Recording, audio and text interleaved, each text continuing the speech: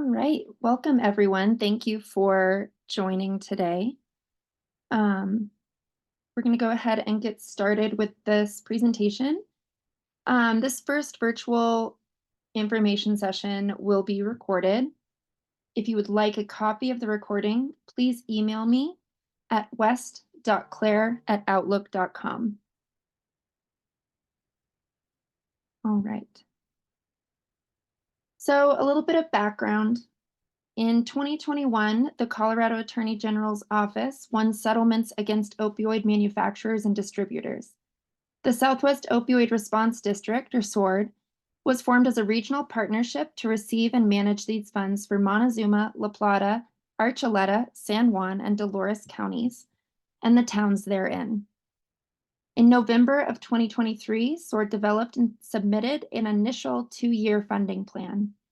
We will build a peer-led residential recovery program over the next 3 to 4 years. And then to get settlement funds into our communities faster, we are offering grants to expand and enrich locally identified recovery support needs. The SWORD Council decided to divide these community grants into 2 sections: local grants and regional infrastructure grants. We recognize that there is a lack of infrastructure in our region, which makes it difficult for all of our residents to access services. So therefore, we have allocated specific funding to support regional projects to expand resources and services across the region. There's a total of $465,281 available, $310 and a little bit more for local projects, and about $155,000 for regional infrastructure projects. SWORD aims to equitably distribute these funds across the region. Therefore, we suggest that no one project request more than $77,548.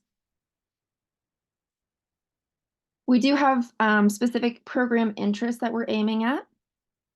The Colorado Attorney General's office has given us certain approved uses that the money must be used for as part of the settlement agreements. Of those, SWORD has prioritized people in treatment and recovery for opioid use disorder for those first 2 years funding.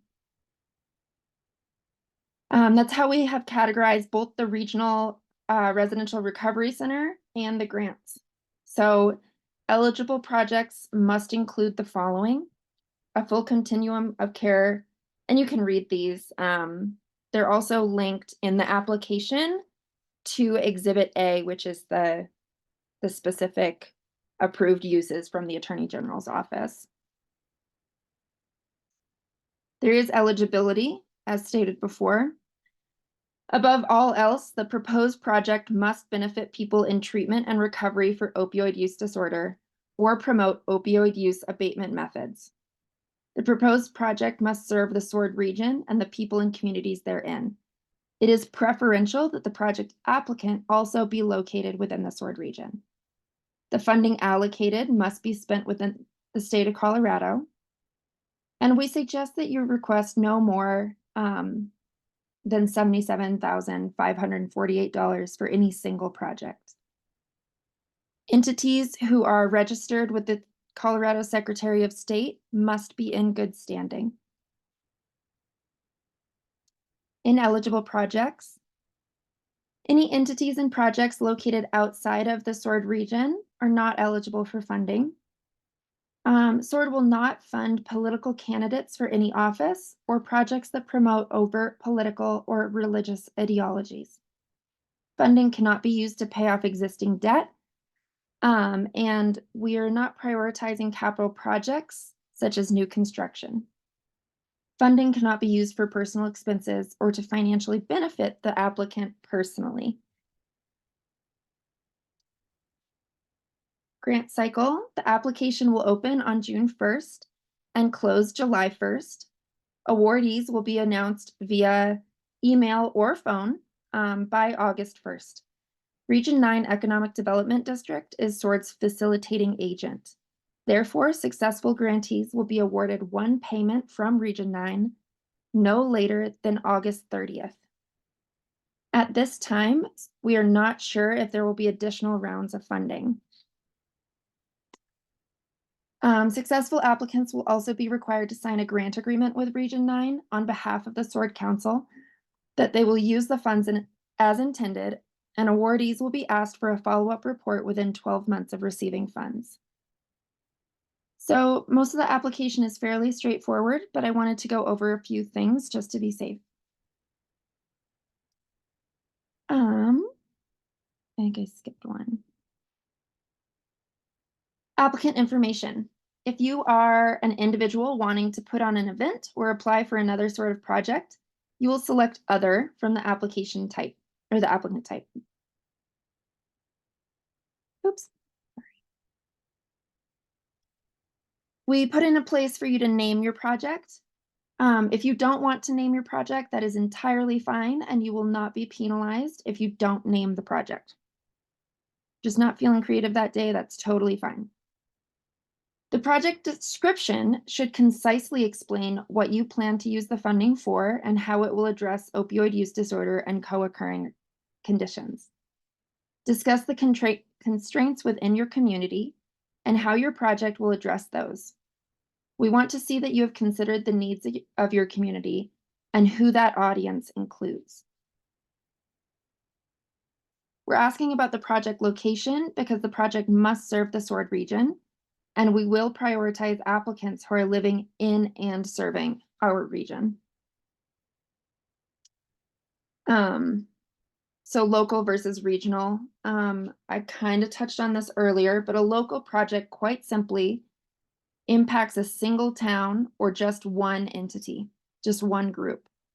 For example, if Durango High School applies to host a one-day training on how to administer Narcan, that would be a local project. Another example would be an advocacy or recovery group putting on a sober living event in their town. Regional projects tend to be a little more complicated and nuanced.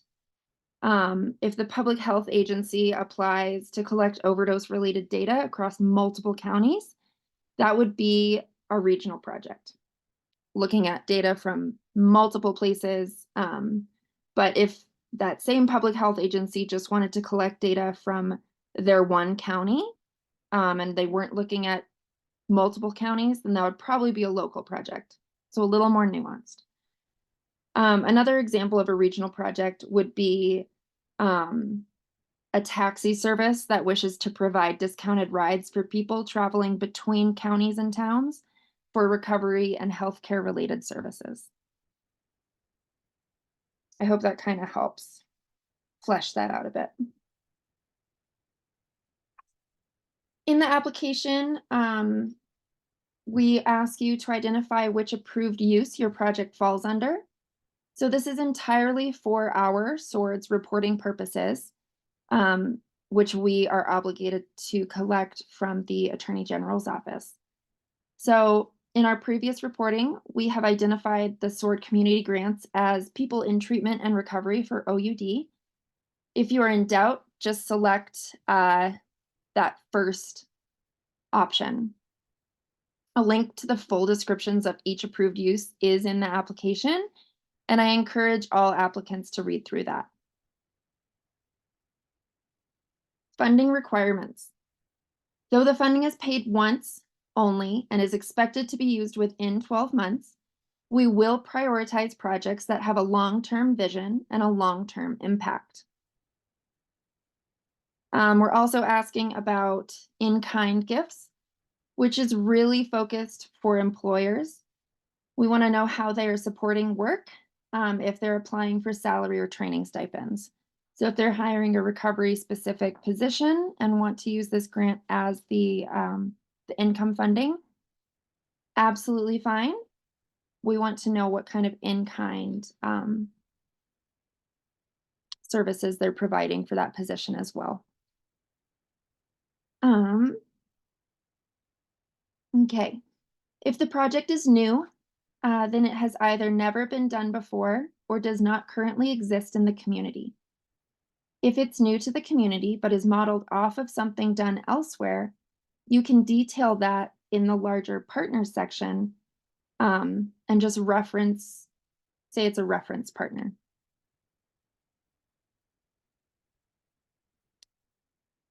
Outcomes. So basically, we're interested in whether what you hope will happen does. And if it doesn't happen, then we want to understand why, um, which is something we'll ask about in that 12-month, 1 year follow up report. We recognize that things can change between the time a proposal is submitted and when the project is completed. And we'll use this section that you write to compare to the 1 year report. My hope is that if you run into unanticipated problems, then we'll either be able to help address those in the future or at least understand the constraints. And if you exceed expectations, then we want to be able to compare that too and recognize the need and success. If your organization has its own internal processes to evaluate the success of projects, please feel free to include that. Otherwise, just briefly state in this section what you're hoping to achieve. Um, and then we have a section for associated files, proof of good standing, things like that. We do anticipate asking for a letter of support. It's optional, but if you have a collaborating partner or a group that suggested this, we'd love to hear, from that support. Before we get into your questions, I need to tell you that neither I nor SWORD can provide information or guidance beyond what was included in this information session. For example, I cannot tell you how many people apply until after the application closes. Also, we cannot edit draft applications or provide feedback on specific project proposals. So I can't tell you how to run your project, how to um, best apply for it. The work must wholly be your own. I can clarify sections, but not write an application on your behalf. With that in mind, does anyone have any questions about the SWORD Community Grant application?